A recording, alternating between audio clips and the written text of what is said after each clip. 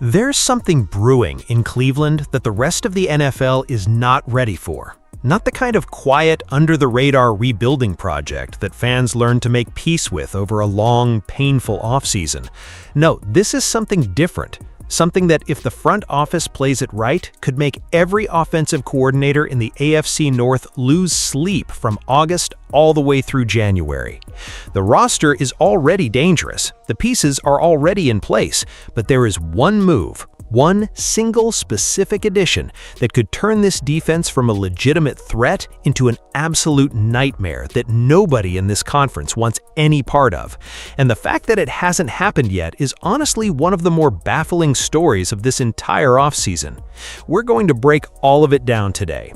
The rumor that's been circulating about a certain veteran pass rusher making the Browns his #1 destination, the financial picture that makes this move not just possible, but almost irresponsible not to make, the massive free agent landscape that's still sitting out there, loaded with names that should have been signed weeks ago, and at the end, we're going to get into that quarterback conversation, the one Myles Garrett himself weighed in on, because the answer he gave tells you everything you need to know about the mentality inside that locker room right now. Stay with me, because this one is going to cover all of it. Let's be completely real with each other before we go any further. When we talk about what makes the Cleveland Browns defense as terrifying as it is, there is really only one place to start, and that's with the man who has been rewriting the record books like it's a casual Tuesday afternoon hobby. Myles Garrett is not just good at football. Myles Garrett is not just an elite pass rusher or a dominant defender or a Pro Bowl caliber player. Those descriptions exist for players who are great at what they do. Myles Garrett operates at a level that requires an entirely different vocabulary. The man set the single-season sack record last year with 23 takedowns, and he did it with a relentlessness and a technical precision that left coaches, analysts, and offensive linemen across the entire league looking at each other and quietly asking the same question: what exactly are we supposed to do about this guy? 23 sacks in a single season. Let that breathe for a moment. That's not a stat you stumble into. That's not the product of a favorable schedule or a scheme that happened to create easy opportunities. That is the result of an athlete operating at the absolute peak of what a human being can physically and mentally do in an NFL defensive backfield, doing it week after week, without breaks, without a down off, without mercy. Myles Garrett is the kind of generational talent that comes along once, maybe twice in a lifetime of watching football, and the Browns have him locked up and lining up on their defensive front. He is, without question or debate, one of the most formidable defensive forces this game has ever produced. His first step is violent. His motor never quits. His hand technique has evolved every single season to the point where offensive linemen who spent months game planning specifically for him still walk off the field shaking their heads. He combines elite athleticism with football intelligence in a way that should be genuinely frightening for anyone who has to face him on Sunday.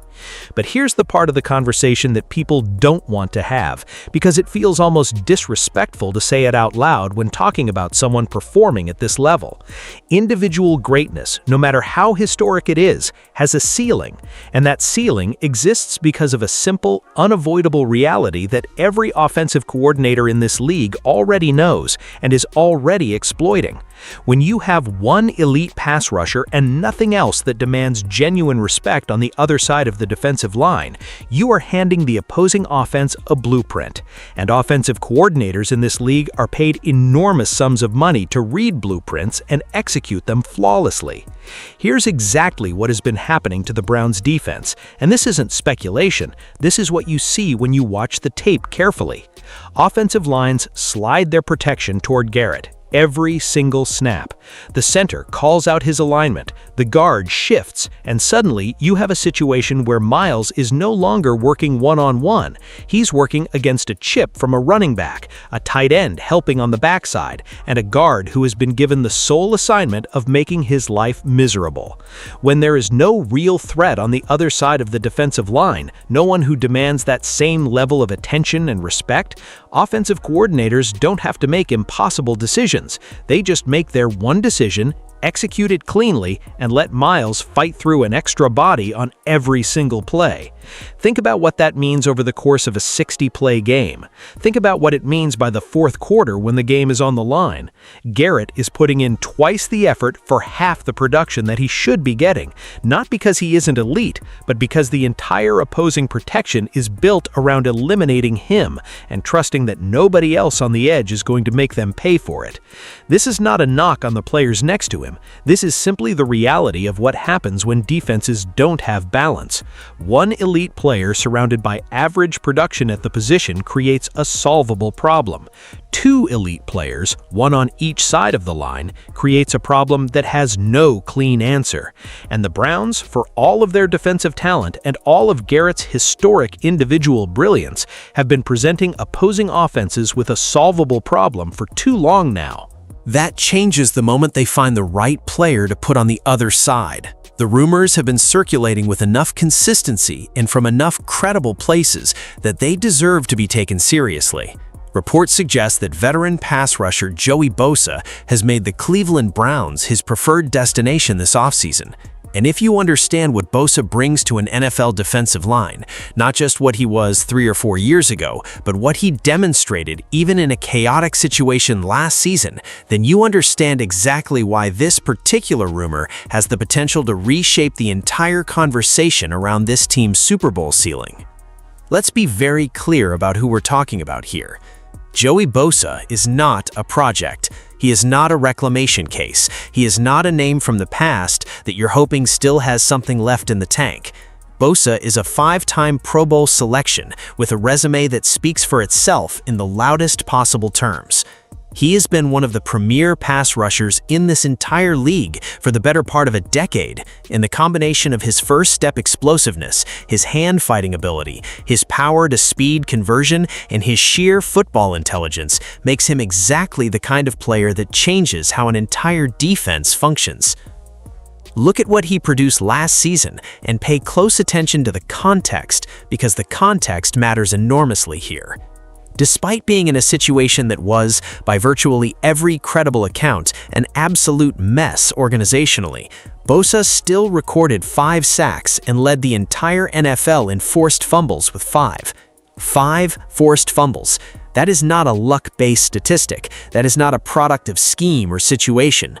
That is an elite football player with elite hands and elite timing and elite instincts making elite plays, even when everything around him was falling apart. Now take that player, that production, that resume, that motor, and place him on the opposite side of the defensive line from Myles Garrett. Close your eyes and think about what that looks like from the perspective of a quarterback standing in the pocket.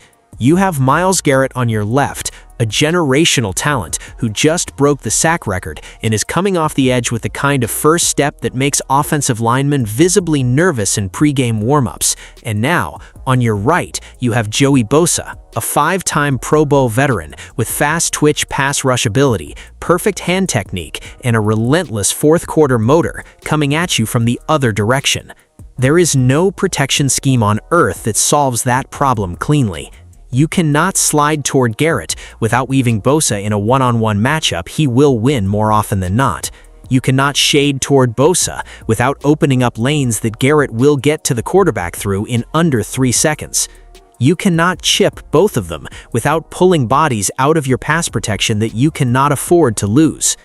Every decision the offensive coordinator makes creates a new problem somewhere else on the line, and the quarterback, already under pressure from the most dominant defensive front in the AFC, is left trying to get the ball out before the math catches up to him.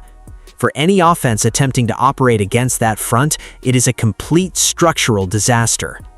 Here's what people aren't fully appreciating about the Bosa to Cleveland scenario, and it goes beyond the obvious impact of simply having 2 elite rushers instead of 1.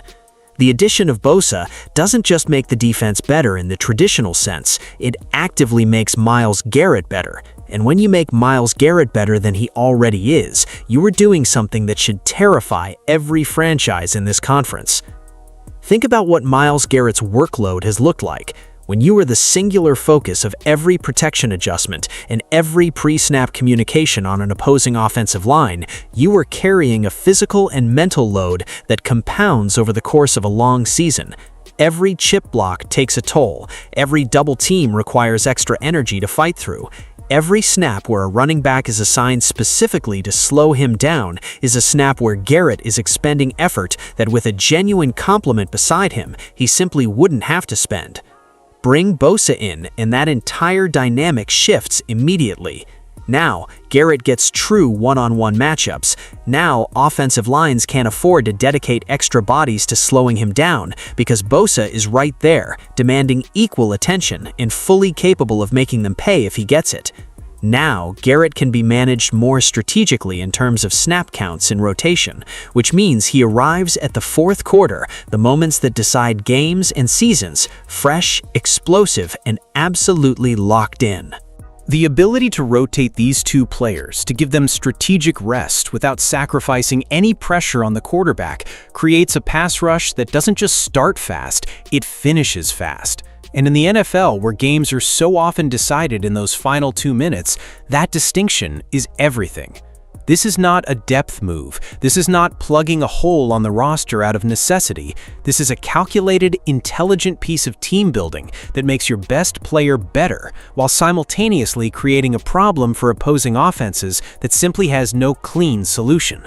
That is the definition of a masterclass front office decision, and the Browns have the opportunity to make it right now. To fully understand why this particular need hasn't been solved yet, and why the urgency around solving it this offseason is so acute, you have to go back and revisit a wound that this franchise hasn't fully acknowledged or healed from. During the most recent free agency cycle before this one, the Browns made a significant push to address this exact problem.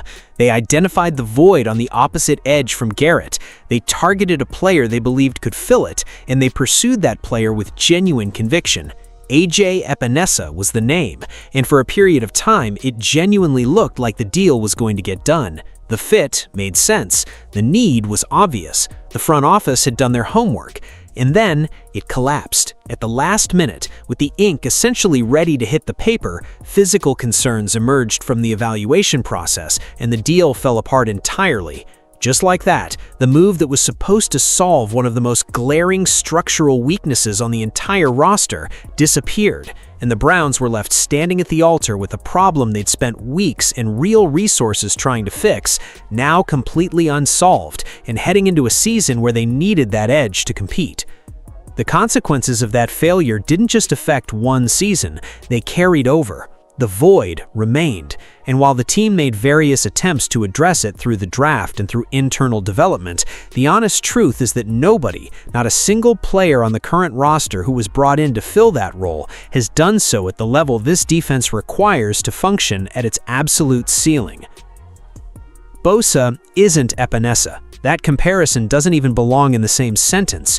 Bosa is the tried-and-true, battle-tested, 5-time Pro Bowl product that the situation demands. He is not a projection or a developmental hope or a calculated gamble on upside. He is a proven commodity who has performed at the highest level of this sport for years, and he represents the most direct, most reliable path toward finally closing the chapter on a problem that has followed this team around for too long. Every time a conversation like this one gets going, every time the case for signing a veteran to address a critical need gets made, there's a counterargument that comes up from a certain corner of the fan base, and it sounds reasonable on the surface until you look at it closely. The argument goes something like this: the Browns have young players, undrafted rookies, developmental guys who were brought in at a fraction of the cost and who might surprise people if given the opportunity.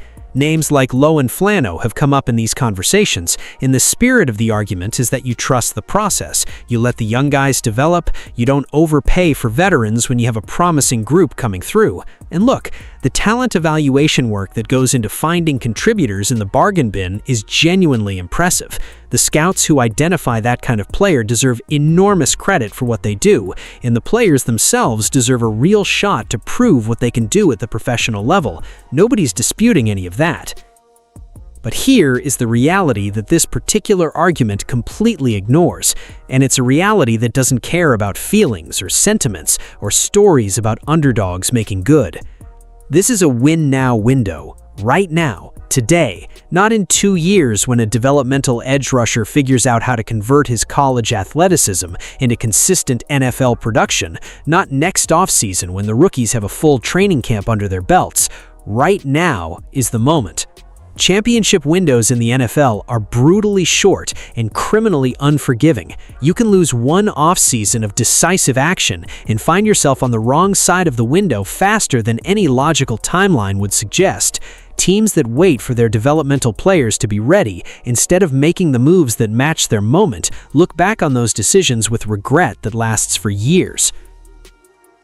The question is not whether a rookie undrafted edge rusher has potential. Of course he does. Most of them do at some level. The question is whether you are willing to stake the most significant season this franchise has had in a generation on that potential, delivering at the highest level from day one, in a playoff race, in a division that will come at you every single week with everything they have.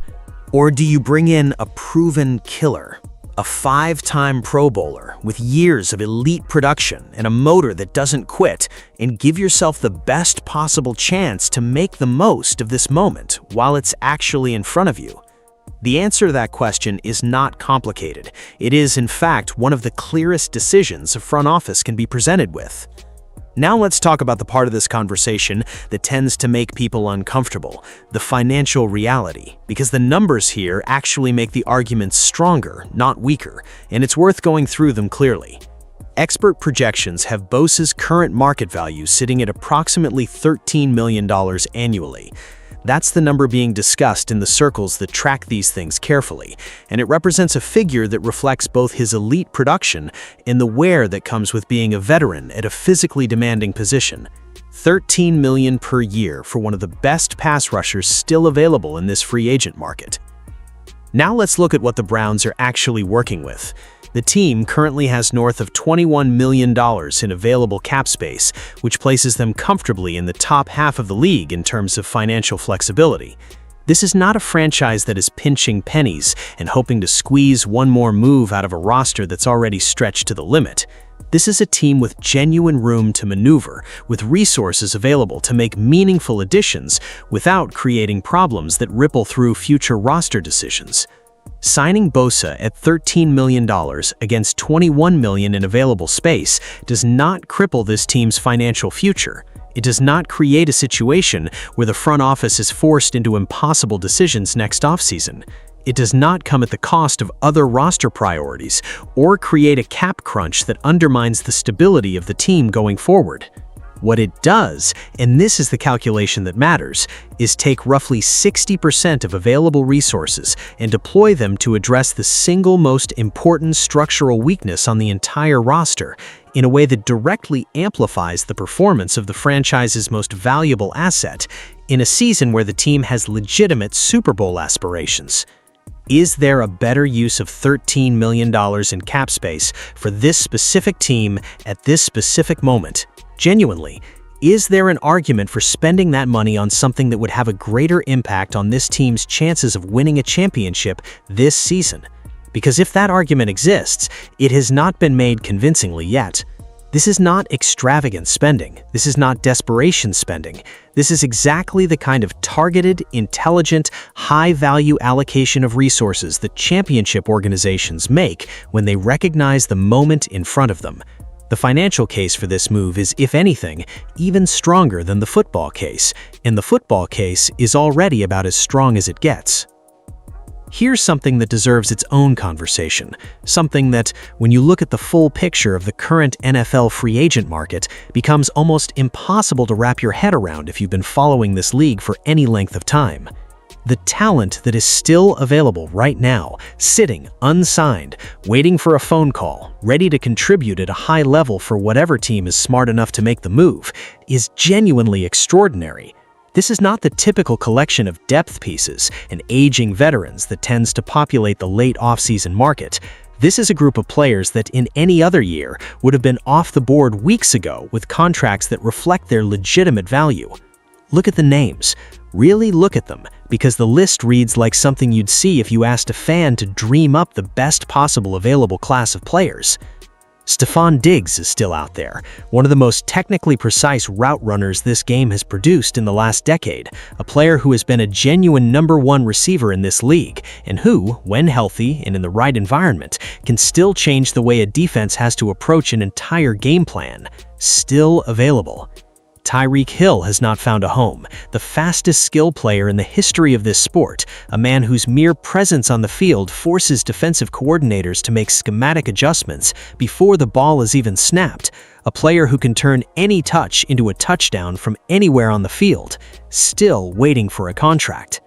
Deebo Samuel is sitting on the market. A physical, versatile, dynamic playmaker who can operate as a traditional receiver, as a running back in motion, as a gadget weapon, and is someone who simply wins contested catches at a rate that should make any quarterback happy to have him. Still unsigned. And then there's Keenan Allen, a player who has been described around this program for weeks now as perhaps the ultimate third-down technician still available in professional football. There is a reason that designation keeps coming up. Allen is not a burner. He is not a gadget player. He is a craftsman, a receiver who has spent 15 years in this league, learning exactly how to identify a defensive back's tendencies, how to manipulate leverage at the top of his route, how to find the soft spot in a zone and settle into it before the quarterback even begins his throwing motion. Think about what a player like that does for a young receiving corps that is still developing its understanding of how to play the position at the highest level. A guy like Allen doesn't just contribute as an active player on game day, he functions as a walking clinic for every younger receiver on the roster. The conversations in the film room, the demonstrations during practice, the professional habits and competitive intelligence that a veteran of his caliber brings into a building, that has value that extends well beyond this single season, even after the contributions on the field are accounted for. Now shift to the defensive side of the ball, because the available talent there is equally baffling to anyone paying attention. Bobby Wagner does not currently have a team. Read that sentence again and let it fully register. Bobby Wagner, a player who is, by any reasonable measure, a future Hall of Famer, is sitting at home waiting for a front office to make the call. Last season, at 35 years old, this man recorded over 160 tackles and earned a run defense grade that ranked among the very best at the position in the entire league. He still hits like he's in his prime. He still communicates like the field general he has been throughout his entire career. He is still one of the best middle linebackers this game has ever produced, doing it at a level that most players couldn't match at 25.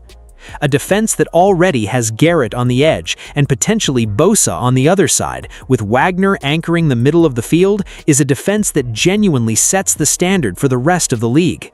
The combination of elite pass rushing on the perimeter and elite run-stopping intelligence at the second level creates a defensive structure that opposing offenses cannot find a clean answer for on either side of the ball. DeAndre Hopkins is another name that lingers on this market with an availability that doesn't make sense relative to what he has demonstrated he can do. A receiver with his catch radius, his ability in contested situations, and his veteran understanding of how to win at the line of scrimmage would upgrade almost any receiving corps in the league. Marcus Latimer brings the kind of experienced cornerback presence that can provide immediate stability to a secondary that has sometimes been the soft underbelly of an otherwise dominant defense. Kenny Moore and Hassan Reddick offer depth and versatility in coverage and pressure packages that almost every playoff-caliber team finds a way to incorporate. Cameron Jordan, another veteran who has changed the course of games at various points in his career, is still putting up numbers that suggest he has meaningful football left in him.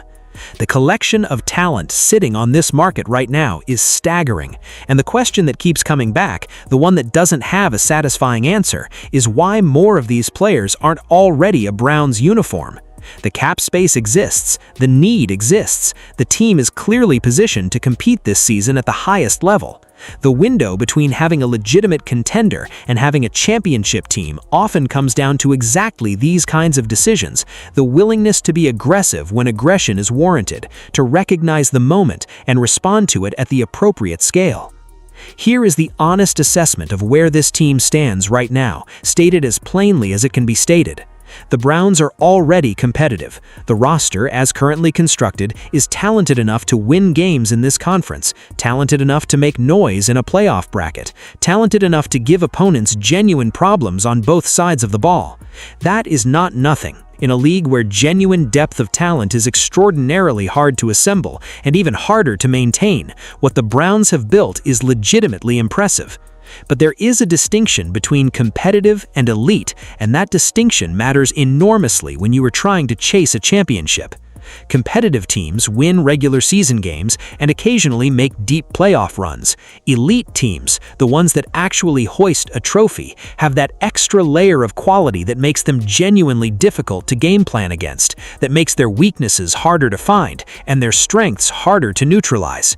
The Browns are 1 or 2 moves away from crossing that line. One decision on the defensive line, one addition to the receiving core or the linebacker room, and this team stops being a formidable opponent and starts being the team that every other franchise in the AFC is quietly hoping to avoid. The linebacker room could be as imposing as any in the conference. The receiving core could provide the kind of veteran intelligence and contested catch ability that protects the quarterback when plays break down. The defensive front could set a standard for sustained pressure and disruption that the league hasn't seen in years. All of those things are possible. All of them are achievable with the resources and the available talent that currently exist. The only question is whether the front office recognizes the urgency of the moment, because in professional football, the window is never open for as long as you think it is, and the talent that's available today has a way of disappearing before you've fully committed to making the move. There was a moment recently that didn't get nearly enough attention, a question posed by Micah Parsons, the Defensive Player of the Year, directed at Garrett, about a topic that has been hovering over this franchise's entire offseason: Shedeur Sanders and the quarterback situation in Cleveland. Parsons asked Garrett whether Sanders was going to be the guy, and the way Garrett responded tells you something important about both the player and the culture that has been built around him. Garrett's answer was measured, it was honest, it was competitive without being dismissive, and it demonstrated the kind of professional maturity that you want from the leader of a defense that is trying to win a championship. He acknowledged that Sanders showed flashes, that there were moments of real promise in what the young quarterback displayed, but he was clear that no title gets handed out in advance, that the only way to earn the designation of being the guy is to go out on the field and prove it against real competition. That answer reveals something significant. The culture around this defense, the expectations, the standards, the professional accountability is being set by a player who doesn't traffic in shortcuts or soft evaluations. Garrett is not going to endorse anyone's starting position based on draft slot or hype or anything other than what gets demonstrated on the field. That competitive honesty, that commitment to merit-based evaluation is exactly the kind of leadership that winning organizations are built on. The quarterback situation matters.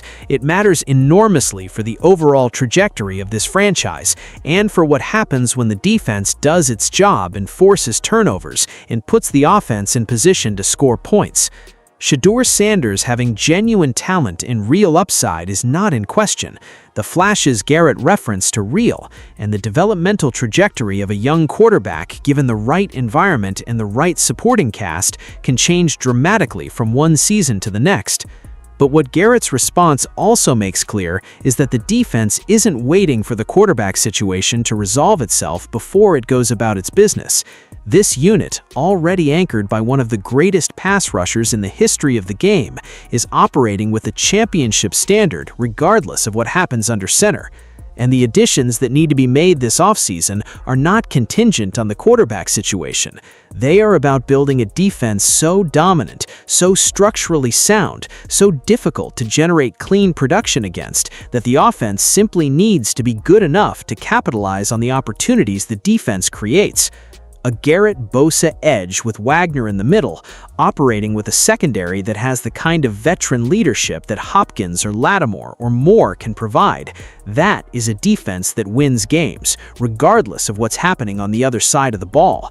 That is a defense that defines seasons, that creates legacies, that gives franchises the foundation they need to build sustained success. This is where everything lands. The opportunity is real, the talent is available, the financial flexibility exists, and the window is open right now, today, in a way that may not be replicated in the near future. Every day that passes without the Bosa signing is a day that another franchise could decide to make the call. Every week that the free agent market sits loaded with that extraordinary collection of available talent is a week closer to those players making decisions that take them out of Cleveland's reach. The NFL is not a patient enterprise. The teams that win championships are the ones that identify their moment clearly and respond to it with the kind of decisive action that separates contenders from champions. The Browns have a generational defensive talent in Myles Garrett, who is breaking records and performing at a level that this sport has rarely seen. They have a roster that has been built with genuine intelligence and a clear vision for how to compete. They have the financial resources to make meaningful additions without compromising the future. They have a defensive leader who is setting the tone for a culture of competitive accountability. The window is open. The moves are available. The moment is right now. And somewhere on the other side of a phone call that hasn't happened yet, Joey Bosa is reportedly waiting for a reason to say yes to Cleveland. The rest of the AFC better hope that call never gets made. Because the version of this defense that exists on paper, Garrett on one side, Bosa on the other, Wagner in the middle, a secondary fortified with veteran talent, is not a defense that opposing offenses solve. It's a defense that they survive. And in the NFL, being the team that nobody wants to face when the games start mattering is the most powerful position you can occupy. Cleveland is almost there. The question is whether the front office is bold enough to close the distance. Drop your take in the comments right now. If you're running this front office today, full authority, final say on the roster, which move do you make first? Is it Bosa on the edge to unlock everything this defense can be? Is it Wagner in the middle to give the whole unit a brain and a voice? Is it Keenan Allen to bring veteran craft to a young receiving room? Tell me the one player from this list that you believe the Browns cannot afford to leave unsigned, and tell me exactly why you think that player is the missing piece. I'm reading every single one of those comments, and for the rest of this offseason, every rumor, every signing, every piece of analysis that comes out of Cleveland, I will be right here breaking it down as fast as it happens. Make sure the subscription is locked in and those notifications are turned on, because this story is not finished. Not by a long shot. The best is still ahead. Don't miss it.